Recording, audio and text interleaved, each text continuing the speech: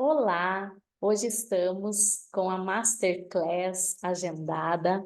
Conecte os pontos entre a anamnese e a solução do sintoma do seu paciente com eficácia. Eu quero trazer para vocês conceitos que vão além do corpo. Então, se você já trabalha com fisioterapia há muito tempo, utiliza os seus recursos, utiliza todos os passo a passos que a gente aprendeu, tanto na faculdade quanto em cursos de formações em seguidas, isso tudo é uma visão para associar ao que a gente já faz como fisioterapeuta. E temos objetivos. Quais são os objetivos da aula de hoje? Que você conheça os princípios da visão sistêmica para poder fazer esse acolhimento estruturado, que você associe o conteúdo da aula com os casos que você já atendeu e você vai perceber que muitas vezes você já utilizou dessas perguntas, mas às vezes tem uma falta de alinhar os pontos das perguntas que a gente faz com o que está atrás do sintoma propriamente dito. E que você integre cada dia mais os conhecimentos que você adquirir na anamnese da história pessoal do paciente, da história transpessoal dele, com os gatilhos dos sintomas que ele apresenta. Por quê? Porque nós queremos ser capazes cada vez mais de conectar os pontos da anamnese com a solução do problema do paciente com eficácia. Essa é sempre a nossa intenção e é também objetivo dessa Masterclass. Primeiramente, eu quero que você olhe para a sua história. O que você tem nos seus bastidores, na sua vida. Então, toda a aula de hoje, eu vou dar ferramentas para você olhar a história do paciente com um olhar sistêmico e integrativo, mas eu convido que você, por primeiro, faça isso contigo mesmo, tá ok? Como você faz a anamnese hoje? Então, eu trouxe uma sequência de 3, 4 slides com os itens da anamnese para refrescar aqui a memória. Dados pessoais, a profissão, a ocupação, se ele tem religião ou não, se ele mora na área rural, na área da cidade dele, quais são as condições da residência dele. E se é uma criança ou um menor de 18 anos, a gente precisa adquirir dados junto com esse pai ou com essa mãe. Essa é a anamnese básica. E ela compõe alguns itens, como a queixa principal, em que você pergunta: alguém tem esse mesmo sintoma da sua família? Quais são os aspectos sociais dele? Quais são cirurgias que ele já fez, exames que já fez, medicações que já tomou? Isso tudo é anamnese, conta com uma conversa inicial em que você colhe esses dados do nosso paciente. Eu acredito que você já faça muito bem feito desta forma. Além disso, nós perguntamos sobre a doença pregressa e a doença atual. Então, nós identificamos que época que se deu o início da doença e como é que foi esse início, como que ela foi evoluindo, se ela está na fase crônica, se está na fase ainda aguda, né? Se já fez algum tratamento. Geralmente, a gente questiona sobre outras abordagens, cirurgias, tudo, que ele já possa ter feito para este problema que traz ele para consulta. E quais são os sintomas que ele tem hoje? Quais são os gatilhos desse sintoma? Tudo isso também certamente é do teu dia a dia. E aí vamos para a parte do exame físico. Inspeção, a gente checa cada sintoma, cada sistema, faz a inspeção estática e dinâmica.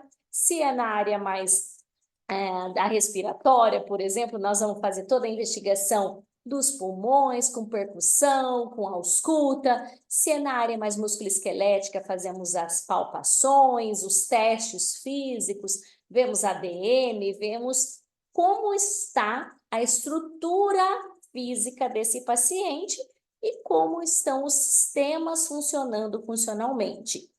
É momento também de fazer a inspeção dos sinais vitais, né? Então, dentro do hospital tem alguns que já são tomados pela enfermagem, mas a gente verifica uma pressão arterial, a gente verifica, né, com ele questões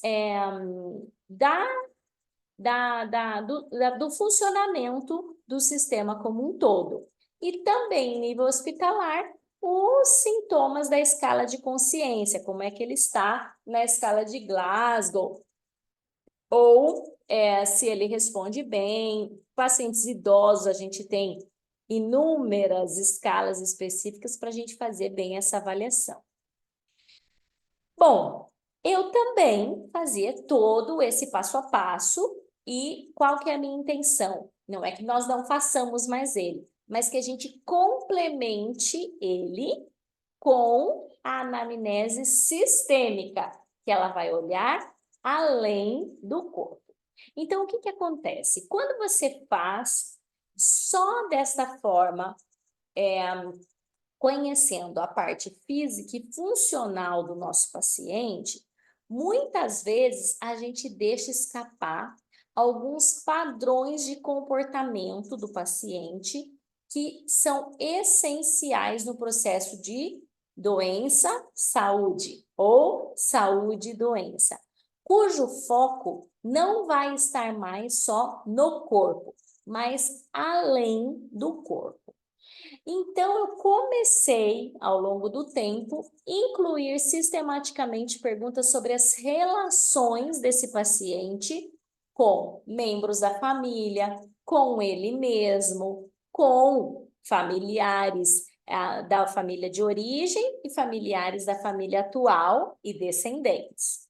E o que a gente começa a perceber quando a gente começa a conversar sobre isso? Que não é uma conversa despretensiosa. Se a gente sabe o que nós estamos procurando, nós vamos saber muito mais alinhavar, né? Ligar os pontos das respostas deles em relação aos comportamentos familiares com os sintomas que trazem o paciente para a consulta. Uma das coisas que é muito comum são padrões de relacionamento doentios, ou seja, a família de origem tem um padrão de comportamento, esse paciente foge desse tipo de padrão, e o que acontece? Ele acaba repetindo. Então, aqui eu uso algumas fotos da minha família de origem para orientar essa pergunta. Como é o relacionamento com os pais? Como é o relacionamento no casal?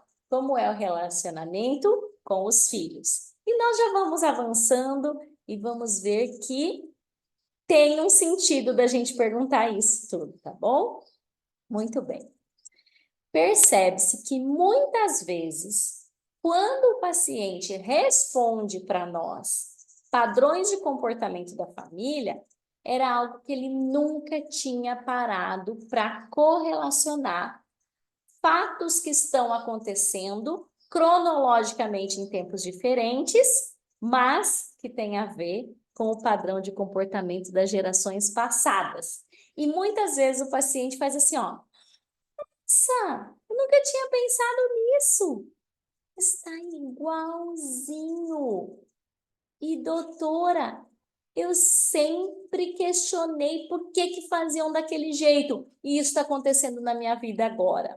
Então, essa tomada de consciência e essa expressividade que a gente vê no rosto do paciente, geralmente já é um efeito esperado, e é o que a gente quer promover nesse momento, tá bom? Muito bem. Então, como é que eu falo sobre isso? Pautado no que a gente vai, então, estar embasado este conteúdo desta Masterclass. Em neurociência, porque se vocês não sabem, eu tenho a especialidade de neuro há muitos anos. Eu fiz a pós em neuro ainda em 2002. Concluí a pós em 2002, né? Então, são mais de 21, 22 anos aí nesta a área de neurociência. E aí, com o passar dos anos, eu fui estudando a psicogenealogia, os padrões de consciência individual e coletiva e as formas de solução propostas por Bert Hellinger, que é o propositor das constelações familiares. Uma coisa também que eu quero trazer é que todo esse meu processo de abordagem do cliente, olhando além do corpo, não é novidade para mim, pois sempre eu estive imersa no quê? No padrão de consciência da minha família, que é um padrão de olhe no olho, filha. Olhe a história da pessoa, filha. E aí, claro, o padrão de estudo no meu mestrado foi a psicogenealogia, que é o saber fenomenológico de Merleau-Ponty. Isso tudo, então, eu fui aprofundando. O quê? Na entrevista do paciente, já encontrar muitas respostas que depois eu vou estar confirmando ao longo de toda a abordagem da conduta fisioterapêutica. Aqui tem um esquema ilustrativo com este triângulo, apontando em cima as vivências do ser, pessoais e profissionais. Aqui, à esquerda, uma foto do Merleau-Ponty e à direita, uma foto de Bert Hellinger, né? O que a gente percebe? Todos os sistemas têm uma dinâmica saudável e uma dinâmica doentia. Então, isso acontece na minha família, na sua família e na família dos nossos pacientes. Para que a gente possa praticar uma fisioterapia com esse olhar mais sistêmico e ajudar essas pessoas a olhar para as próprias histórias, o que a gente precisa fazer? Despertar neste paciente que ele olhe para a própria história, porque muitos de nós não olham. De repente, eu não olhava até então, vocês não olhavam até então. Então, esse é o primeiro convite, é olhar para a própria história. Nós não temos a pretensão de ensinar fisioterapeutas a fazerem abordagens psicológicas. A intenção é ensinar os fisioterapeutas, na anamnese, olhar para as questões emocionais do paciente, de padrões de comportamento repetitivo, e é que ele narre como que acontecem as coisas na vida dele, na família dele, ok? Fisioterapeuta, então, ele precisa ter habilidades de fazer perguntas sistêmicas. O que é isso? São perguntas que vão além do corpo. E como fazer isso? Através de um olhar sistêmico intergeracional, transgeracional e transpessoal. Meu Deus, quanto nome difícil, né? Quanto nome novo. Mas a gente vai descascando essa cebola parte por parte.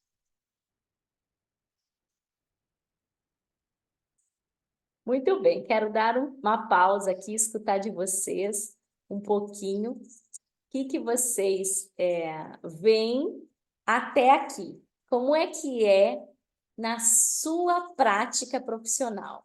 Você utiliza essas questões de anamnese e você quer ir além, né? Olhar além do corpo?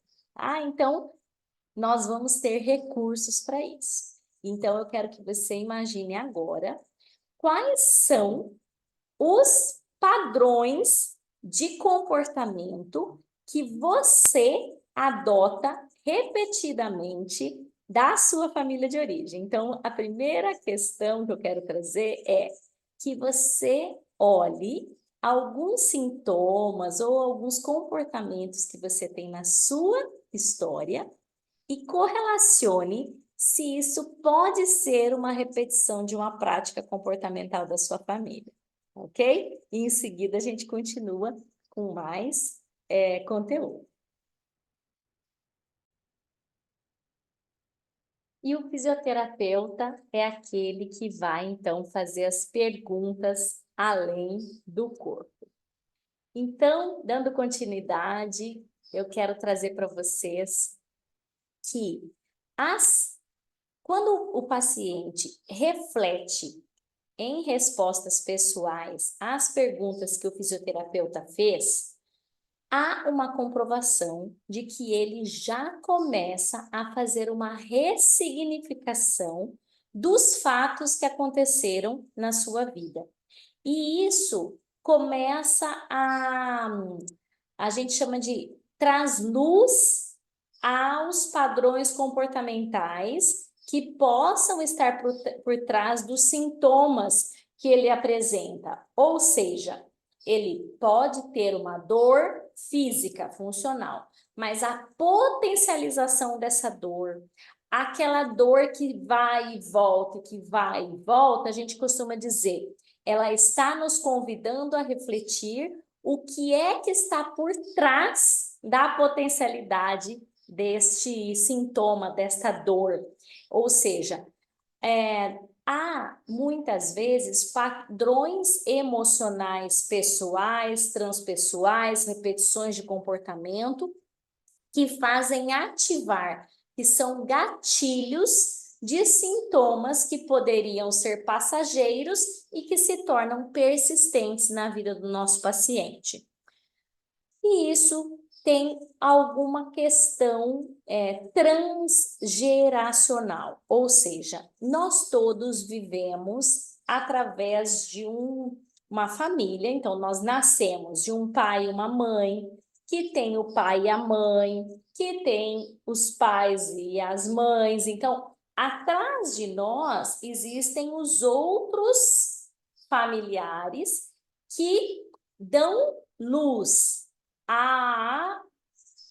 ao descendente. Então, aqui nessa imagem, vocês vão ver nenezinhos, vão ver anjinho, que considera aqueles que já partiram, né? Essa balança do equilíbrio, as alianças, que é do relacionamento do casal, a casa, bonequinhos grandes, bonequinhos pequenos, cada um deles representando idades diferentes e que podem trazer de forma representativa qual é o padrão que existe nesta família por trás das relações mais superficiais. Ou seja, Bert Hellinger, em seus estudos, identificou que quando ocorriam abortos, por exemplo, em familiares antecedentes, poderia tanto acontecer abortos da primeira gestação do descendente de primeiro grau, ou pula, às vezes, uma geração e aparece no segundo grau. Então, se você for pensar aí em relação à sua família, já aconteceu isso? Outra situação, doenças da mesma linhagem, das mesmas características. Então, um tem câncer de pulmão, o outro tem pneumonia repetitiva, o outro tem uma embolia pulmonar. Então, existindo uma sincronicidade desses sintomas em padrões de comportamento em familiares de diferentes gerações. Tudo isso é visto e publicado em livros da área. O nome desta área é psicogenealogia. E o nome dos estudos das leis sistêmicas de Bert Hellinger é mais conhecido mundialmente como constelações familiares. Então, o que a gente vai fazer? Unir o conhecimento da consciência sistêmica com a prática fisioterapêutica. E nós vamos percebendo o quê? Que conforme nós vamos trazendo esses fatos e tomando consciência, a gente amplia a minha consciência.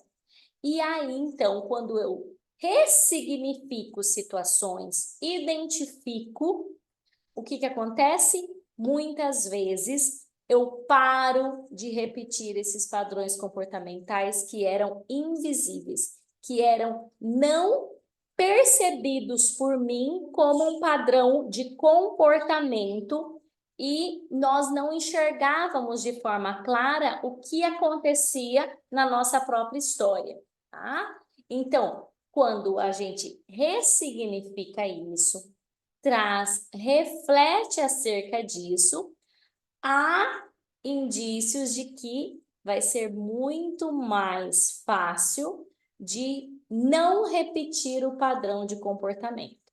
Tá? Em aulas mais aprofundadas, nós vamos explicar por que que isso acontece. Tá? À medida, então, que o indivíduo começa a olhar o que estava oculto muitas vezes, ele revisita os fatos e começa a buscar recursos para sair deste padrão de repetição da dinâmica. Porque muitas vezes é assim, Deus me livre repetir este padrão de comportamento. E quanto mais eu nego, também mais a gente se aproxima de padrões que julgamos errados, que julgamos que nós nunca faríamos daquele jeito.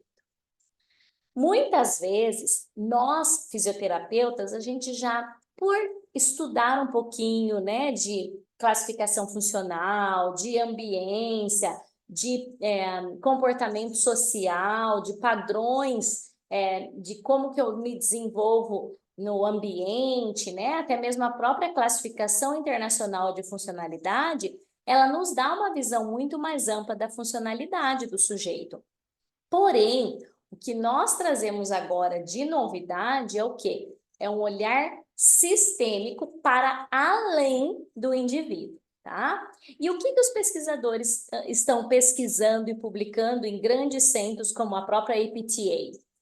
Que os fisioterapeutas que dizem já fazer uma abordagem comportamental, mais assim, levando em conta os ambientes do indivíduo, as relações com ele, tem muitas vezes no discurso uma aplicabilidade de que ele faz, mas foram feitas pesquisas filmando o indivíduo atendendo. E o que observou?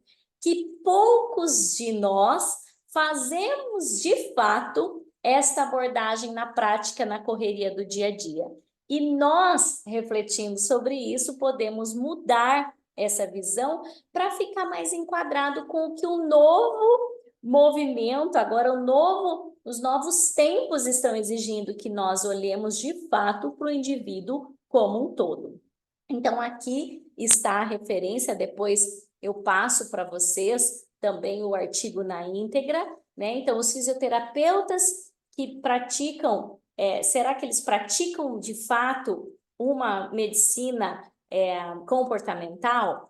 Então, é uma comparação do que é percebido por eles e o que é observado de fato na prática. E o que a gente tem de resultados? Que ela é praticada por uma pequena porção desses fisioterapeutas. E um outro estudo que também saiu na APTA é esse de 2017. Então, esse anterior é de 2023 e esse aqui é de 2017, dizendo que a gente precisa inovar, né, na educação dos fisioterapeutas. Então, é evidente um chamado à reforma, esse fisioterapeuta que olha o paciente como um todo, tá? Então, eu coloquei 3 imagens aqui para a gente trazer 3 ações que, de fato, você já pode começar a colocar em prática hoje. Quais são elas? 1, olhe no olho. Então, a gente não precisa de teoria, de nada, para confirmar ainda mais a importância de pegar o paciente e olhar no olho dele, e estar inteiramente de corpo presente, atendendo um a um. Isso já é praticado, já fiz várias pesquisas ali no meu Instagram mesmo, e em cursos que eu dou, já é praticado por uma grande parte dos fisioterapeutas, esse atendimento um a um. Mas é necessário que a gente comece a fazer mais e mais. Outra questão é conectar-se com o paciente além do corpo. Então, faça conexões. Se você trabalha em grupo, você pode propor também que esses fisioterapeutas, né, às vezes no ambiente acadêmico, os alunos atendendo os pacientes, façam exercícios entre os alunos, para o aluno olhar no olho do aluno, para o aluno olhar no olho do paciente. Por quê? Porque às vezes é uma correria e a gente já vai logo para a prática, já vai logo perguntando e já vai logo fazendo exercícios. Então, uma técnica é essa. Estamos aqui, você e eu agora. Então, vamos otimizar muito mais esses 30 minutos, esses 50 minutos, essa 1 hora que nós temos. E olhar de fato um paciente com o outro, um paciente com o terapeuta, um aluno com o paciente, né? Eu, professora, eu, fisioterapeuta, com o meu paciente, tá? Então, esteja atento e olhe dentro dos olhos desse paciente. Isso é essencial para a gente fazer conexões. E outra coisa é acolher. Às vezes uma lágrima vai rolar.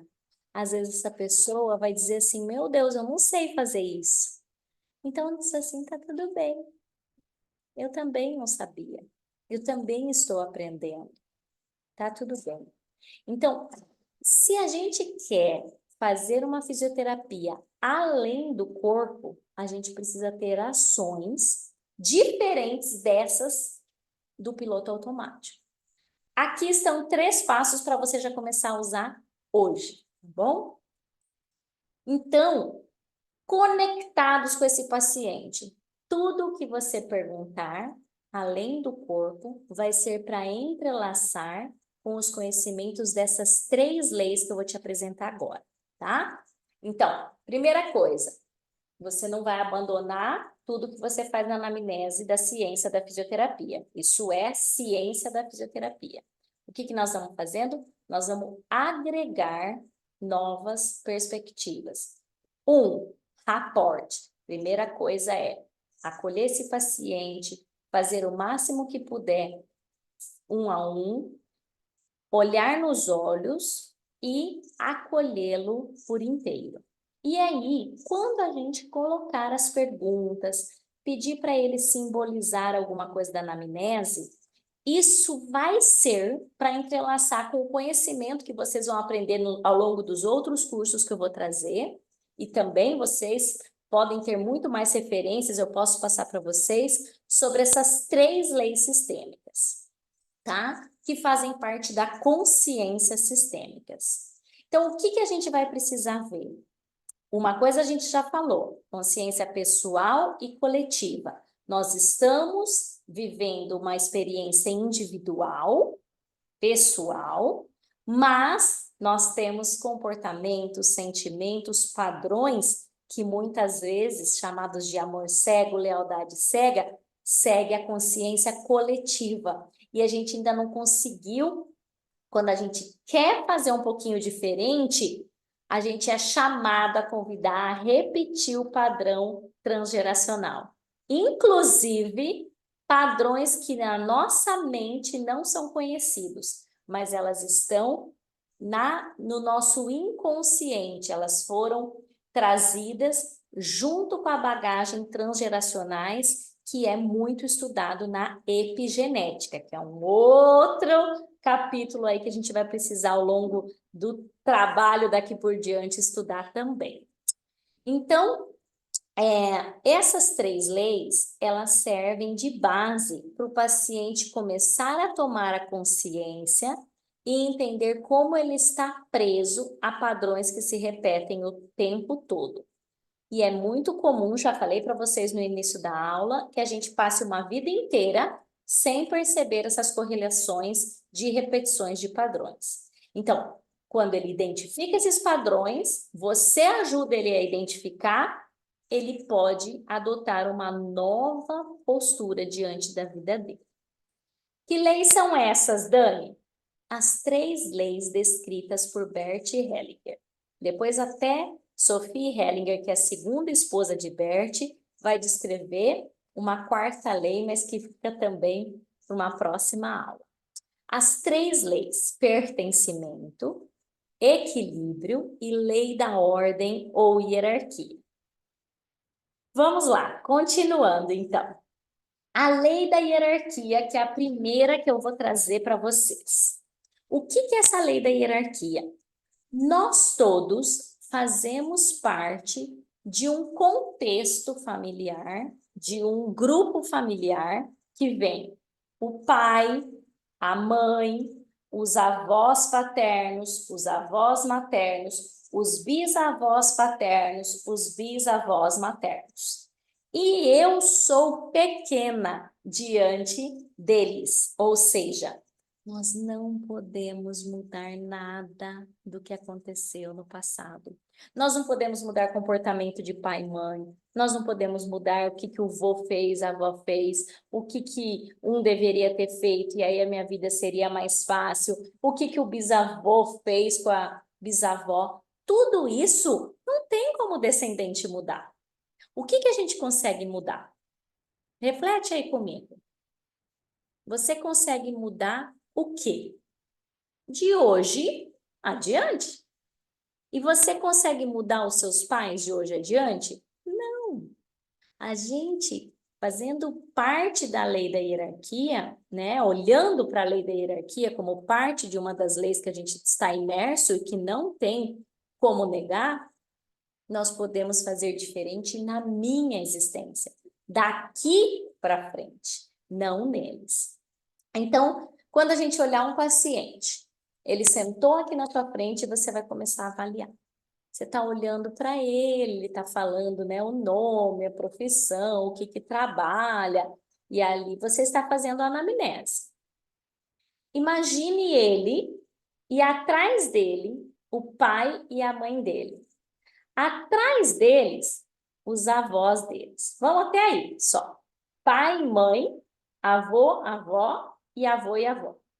Então, já mudando um espectro de olhar para esse paciente, você já vai ver que ele não é só uma consciência pessoal.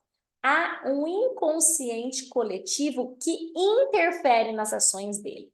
Então, uma frase que eu usava muito, eu falava assim, fulano, ele não quer se ajudar. E que depois do conhecimento dessa lei da hierarquia, o que a gente percebe do inconsciente coletivo?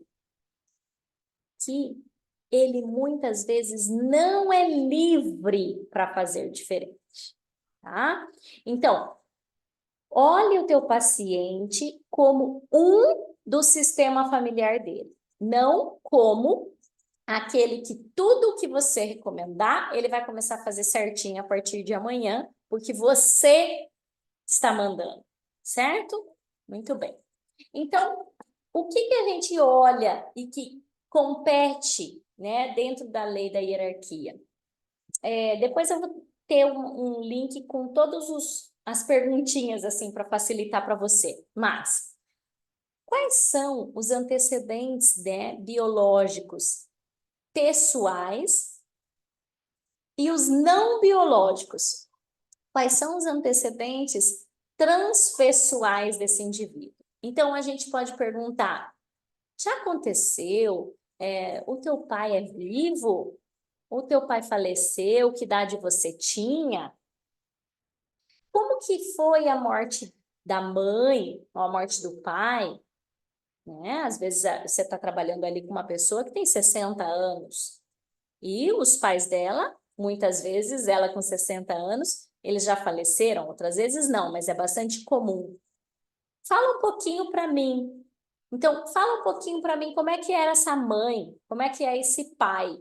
Vejam que isso extrapola, por exemplo, a tua mãe é hipertensa ou não? Sim ou não? E um xizinho. Então, você vai fazer perguntas dentro da lei da hierarquia em relação à vida desses pais, à morte deles, acontecimentos dessa família, doenças, acidentes traumáticos que levaram alguém dessa família, ok? Depois a gente vai aprofundar um pouquinho mais. E aqui eu trouxe essa imagem para vocês olharem o número de pessoas que tem só em 5 gerações atrás do paciente. É muita gente. E muitas vezes, quando eu mostro essa imagem para os pacientes, para os alunos, eles falam assim: quanta gente! Eu convivo só com meu pai e minha mãe. Eu nem tenho convívio, nem sei mesmo o nome do meu avô e da minha avó por lado do pai. Isso é muito comum. Isso a gente chama de exclusão. Então, muitos de nós só sabem da sua própria história, não sabem das histórias dos antepassados, tá? Então, esta é a lei da hierarquia. Outra lei que rege os nossos relacionamentos é a lei do pertencimento. Que lei é essa? Todos nós pertencemos à nossa família e temos o direito de pertencer. Ou seja, a gente faz parte de um núcleo familiar. Como eu mostrei ali, tem o pai, a mãe, tem os irmãos, tem os avós, tem os tios, tem os agregados e tudo. Só que às vezes o pai não ficou casado com a mãe. A mãe teve esse bebê como mãe solteira. E até quem assume esse paciente, né, como filho, que é o filho dela, é o pai dela. Então, ele se refere ao pai da mãe, que é o avô materno, como pai. E ele exclui o pai dele, tá? Então, aqui nessa imagem tem um homem deitado aqui, que considera uma exclusão. É como se não existisse. Isso é bastante comum com filhos, né, de pais que não ficaram juntos e que a mãe cria esse filho, né, solteira, tá? Então, existe muitas vezes um sentimento oculto de abandono por trás desse paciente. Mas ele muitas vezes diz assim: ah, mas eu não preciso do meu pai para nada. Quanto mais eu nego que eu tenho alguém ali e a família que eu venho, a gente costuma dizer que a gente fica mais grudado aos padrões de comportamento dos excluídos da família. Ah, mas não tem como, Dani. Tem. O que a gente vê? Esse paciente tende a repetir padrões comportamentais deste pai excluído, por exemplo. E às vezes até mesmo começa a ter doenças, começa a ter as coisas, parece coisa de novela, e que tem que ir atrás desse pai para ver se é compatível para doação de sangue. O sistema mesmo, gente, é tão forte que ele faz com que quem está excluído tenha que ser relembrado. Então, para nós, isso faz muito sentido. Quando a pessoa fala que há uma exclusão parental, por exemplo, de um pai ou de uma mãe, a gente sempre fala assim: pois é, procura conhecer o outro lado também, porque muitas vezes este paciente olha esses familiares com o olhar dos familiares que foram os cuidadores. E aí, por exemplo, às vezes esse filho adota um padrão de comportamento sempre ligado a essa família de origem. Por quê? Porque ele não está incluindo todos esses. Ali dão origens a vários desses itens, como os que estão aqui. Sentimentos adotados, lealdades invisíveis, pulsão de morte, uma amorosidade exacerbada em relação àqueles que ficaram junto. Então, às vezes, o filho já casou, mas ele não consegue largar a mãe, né? A filha já casou, mas não consegue largar o pai. As ordens da ajuda, eu quero ajudar tudo e a todos, todos os excluídos, porque às vezes, inconscientemente, eu quero preencher essa lacuna do vazio que falta daqueles antepassados que eu excluo. E desejos ocultos, tá? Cada um desses itens é assunto para um módulo, vamos dizer assim, de aula, tá? E a terceira lei, então nós já vimos a primeira, lei da hierarquia ou lei da ordem, a segunda, lei do pertencimento, e essa terceira é a lei do equilíbrio. Essa lei, até o nome equilíbrio é, dentro da minha especialidade, é o que eu mais gosto de trabalhar, né? Essa lei diz respeito, muitas vezes, às relações de casal e também às relações profissionais, às relações, né, dentro de uma empresa, às relações de condomínio entre os vizinhos, que é o quê? É a lei do equilíbrio entre o dar e tomar. Então, para que haja um equilíbrio nas relações, é necessário uma compensação. Então, um dá e o outro recebe. À medida que o outro recebe, o outro dá de volta e esse um que deu por primeiro recebe. Então, a lei do equilíbrio, ela é uma lei de ajustar e que muitas vezes nós não percebemos, mas nós damos demais ou estamos acostumados a receber demais. Quando que a gente vê isso? No casamento, em que a mulher serve, serve, serve, serve, serve, e depois, quando o marido, às vezes, inclusive, quer dar de volta, ela diz assim: não, não, não, não, não, agora eu não quero, agora eu não posso. Por quê? Porque é um padrão de comportamento estar em desordem na lei do equilíbrio. Eu só dou e tenho dificuldade de receber. Muitas vezes a gente faz isso também na vida social, no trabalho. Então, eu trabalho exacerbadamente e recebo isso aqui. Chega um momento que a pessoa não consegue mais. E às vezes ela, inclusive, é mandada embora. Ela diz assim: meu Deus, mas o que que eu fiz? Eu só dei, e agora fui mandada embora. Porque quem está cheio de receber demais, ele tendencia a ir embora. E isso a gente vai escutar muito quando a gente pergunta sobre os relacionamentos de casal, dessa esposa que está exausta, desse esposo que também às vezes não tem a lei do equilíbrio com a própria esposa, tá? E como associar, então, essas perguntas sistêmicas, né, pautada nessas três leis, lei da hierarquia, lei do pertencimento e lei do equilíbrio, às perguntas da anamnese que a gente já faz no dia a dia. Eu trouxe para vocês aqui um quadrinho comparativo.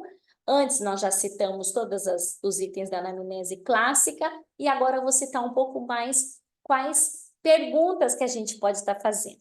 Então, por exemplo, como você se vê na sua família de origem? Então, perguntas sobre o indivíduo. Ah, eu sou o João da Silva.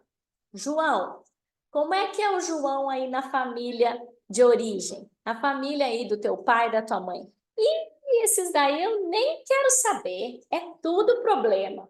Mas por quê? Então, perguntar sobre isso para ele. Há uma negação dessa família de origem? Há uma negação do padrão de comportamento deles que ele não quer seguir de jeito nenhum? E que papel que você exerce lá em relação à sua mãe? Então, muitas vezes você pode perguntar: ah, não, eu me casei, mas assim, a gente almoça na minha mãe, a gente, depois que sai do trabalho, dá uma passadinha lá, porque sabe como é que é, né? Ela é viúva, ou minha mãe que sempre me criou, meu pai sumiu desde cedo. Então, coisas assim, que às vezes esse paciente, ele tem uma ação dupla. Ele casou-se, mas ele não consegue ser da família atual. Ele ainda é da família de origem, e aí ele fica com um pé na família atual, um pé na família de origem. Isso a gente chama de lugar na família, ainda não ele não sabe o lugar dele no mundo, né? O eu sou no mundo é difícil para ele, tá? E às vezes ele vai adotar esse padrão em mais de um lugar. Então, é na família atual, na família de origem, no trabalho e na vida religiosa, né? Na vida comunitária, tá? Então, a gente vai perguntar, e em relação ao casamento, quantos anos faz que você é casado mesmo? Ah, faz 10 anos. Tá, e como é que vive aí com a esposa? Tudo bem? Como é que vive com o marido? Aí, eu nem vou entrar nesse assunto, às vezes os pacientes falam. E aí, a gente só anota, conversar outro dia sobre a relação conjugal, tá? Que aí eu já estou pensando o quê? Na lei do equilíbrio, tá? Então, a gente vai perguntar sempre algumas questões que envolvem a família para, na nossa análise depois, fazer correlação se ele está conseguindo se encaixar bem ao aos relacionamentos dentro de uma hierarquia, dentro de uma não exclusão dos antepassados e dentro de uma lei em equilíbrio do dar e receber, tá? Outro fato é, quando a gente fala sobre a história familiar, trazer a história transpessoal, especialmente de situações trágicas que já tenham acontecido, por exemplo, morte em acidente, morte de assalto. Então, às vezes é criança e assistiu esses sintomas, esses acidentes, esses assaltos, essas coisas, a morte de um familiar, né? Isso tudo faz uma influência muito grande. E quando a gente fala que a pessoa vai para a vida, que ela está vivendo a vida de adulta dela, ela começa, às vezes, a ter sintomas físicos, funcionais, correlacionados com os traumas não elaborados. Muitas vezes, especialmente em casos de abuso sexual, em causas de traumas psicoemocionais, por causa de mortes de parente próximo e assistiu a essas situações, em casos de padrões de comportamento repetitivo que envolvam psicopatologias. Nesse momento, já da anamnese, a gente está nos 15, 20 minutos primeiros da consulta, eu já falo da importância de fazer um encaminhamento para psiquiatra, para psicólogo, porque existem, se aparecer essas lacunas de traumas, de doenças psicopatológicas, né? Precisa de um encaminhamento para psico, tá? Muitas vezes isso é feito em conjunto com a fisioterapia. E aí, por uma parte mais prática, quando a gente vai falar da doença pregressa e da doença atual, o que que eu faço? Vocês estão vendo aí nos slides uns bonequinhos. Então, a gente tem, no dia a dia, alguns bonequinhos. Nas próximas aulas, eu vou mostrar esse movimento na prática para vocês. Então, por exemplo, eu peço para o paciente, coloca aí, então, um dos bonequinhos que representa o problema de saúde que o senhor está vivendo agora. É zumbido? É tontura? É essa coisa que você não sabe onde é que está o corpo no espaço? Representa aí para mim. E aí, às vezes, ele pega. Teve um caso muito interessante semana passada, que ele pegou um bonequinho que representa a esposa. Aí ele disse assim, sabe o que é, doutora?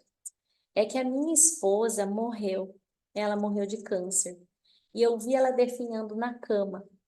E aí agora eu fico pensando, tudo que ela falava para mim, para de trabalhar tanto, fica mais presente, vamos viajar um pouquinho, vamos fazer as coisas, vamos lá no sítio durante a semana. E eu, não, não, não. Trabalhava o dia inteiro.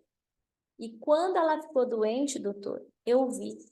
E agora eu não tenho vontade de fazer nada.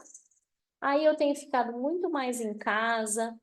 E aí ele trouxe questões do luto não elaborado, da culpa. E quando ele falou da culpa, eu falei, pega um aí que representa a culpa. Daí ele pegou uma pedra. E ele foi trazendo isso para mim, né? Quando eu perguntei da tontura dele. É uma tontura do tipo desequilíbrio, mas nos testes não apresenta desequilíbrio, sobe escada super bem e tudo isso, né? E aí ele traz essa culpa. Daí eu falei assim, olha aqui para essa pedra. Vai adiantar o senhor ficar carregando essa culpa o tempo todo? A abolir da sua própria história agora? É muito triste que a sua esposa tenha falecido. Mas se ela tivesse viva, se o senhor tivesse a oportunidade de falar com ela 10 minutos, ela falaria que ela gostaria de ver o senhor sentado no sofá o dia inteiro olhando televisão? Falou, não. Aí que ela ia falar. Bem, aproveita. Você pode. Aproveita de um jeito saudável. E aí ele começou a me relatar tudo que essa esposa falaria. Eu falei, olha então essa bonequinha aqui que representa ela e fala assim, bem, eu carrego uma culpa comigo. que é essa daqui. Falei, pega essa pedra aqui na mão.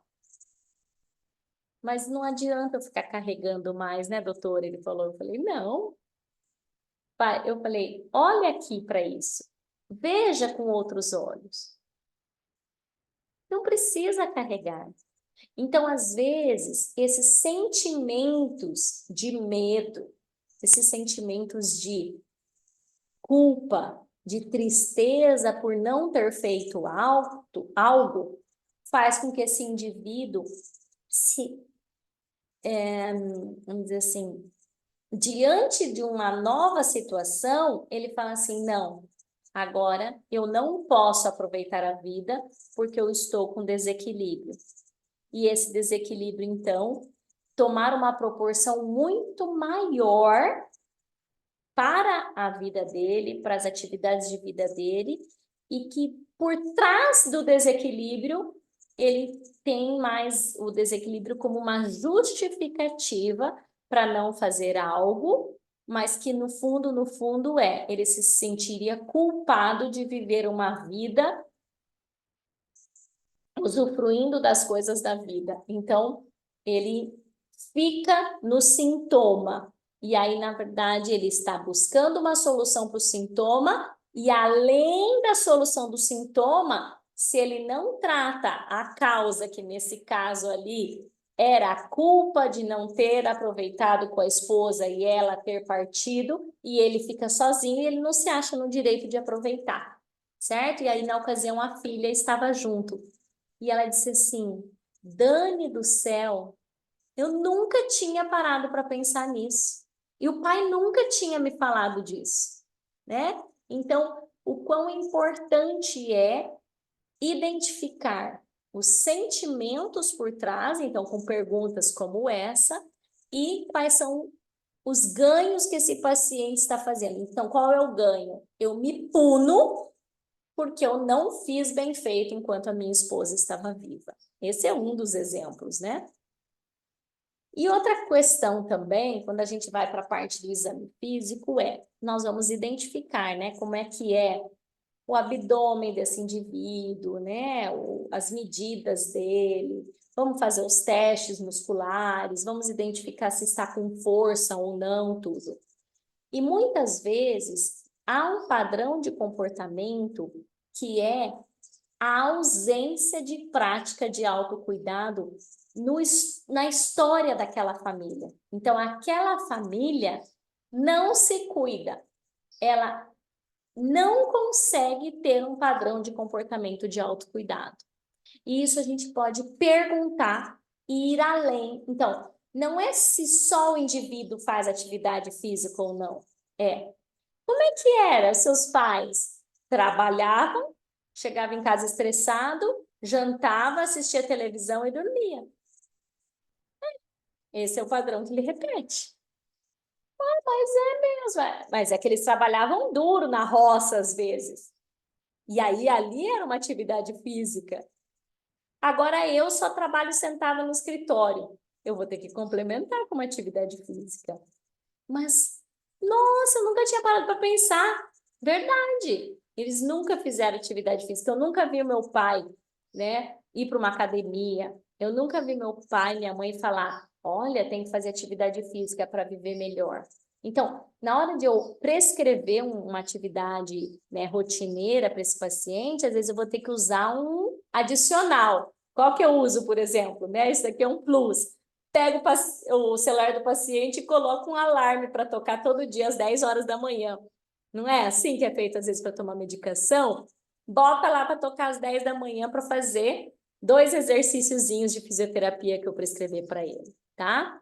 E aí quando a gente vai tocar esse paciente para fazer o exame físico, será que esse paciente se esquiva? Ele fica tenso quando você toca? E aí eu vou perguntando, como é que é para você eu tocar no teu corpo, tudo bem? Talvez nunca a gente tenha perguntado isso. Quais são as formas que esse sintoma também apresenta? Então, por exemplo, começou a doer a tua lombar. O que mais que você sente quando dói a lombar? Nossa, eu sinto uma fraqueza que desce sim, e aí parece que o meu coração até fica acelerado. perguntar de outros sintomas associados àquele que trouxe ele para fisioterapia, tá? E me fala uma coisa, como é que é para você quando você não pode mudar o destino dos teus pais? Ah, mas é difícil, doutora. Eu queria que eles fossem assim. Eu queria que eles fossem assado. E aí eles falam assim, sabe o que acontece? Toda vez que eu vou lá, me meto na vida deles, depois eu fico com peso na consciência que eu não deveria ter feito aquilo. E aí, às vezes eu tenho dor na nuca, às vezes eu tenho dor nas costas. A gente fala, ah, é? Então começa a perceber. Se você não se meter lá no relacionamento dos teus pais, se você for pequenininho em relação a eles, será que vai ficar com essa dor aí? Né?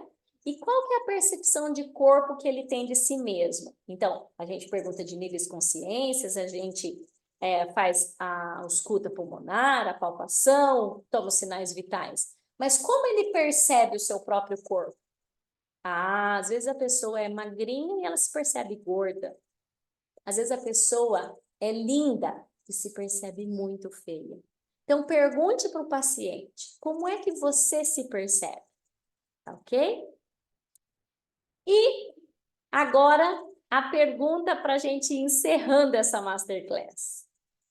Sobre tudo que a gente já conversou aqui hoje, quais casos que você já atendeu e que faz sentido correlacionar isso e que você intuitivamente já foi perguntando sobre isso?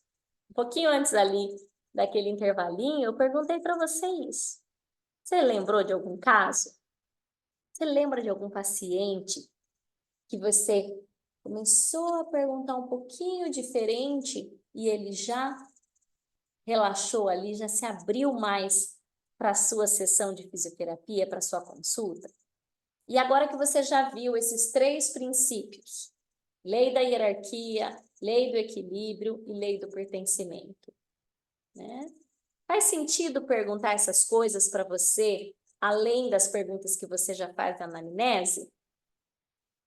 Eu desejo, então, que com essas dicas, né, esses conteúdos de hoje, você seja capaz de conectar os pontos da anamnese que você faz, mais ainda, e otimize, melhore ainda mais os efeitos da fisioterapia que você já faz com seus pacientes, olhando além do corpo físico e funcional para a alma dele. Agradeço de coração a sua presença aqui e espero que você use e que esteja outras vezes comigo conversando sobre esses assuntos.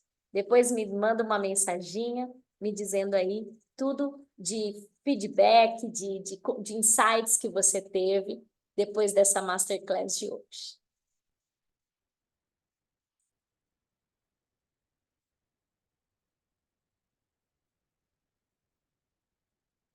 Muito bem, um abraço então a todos.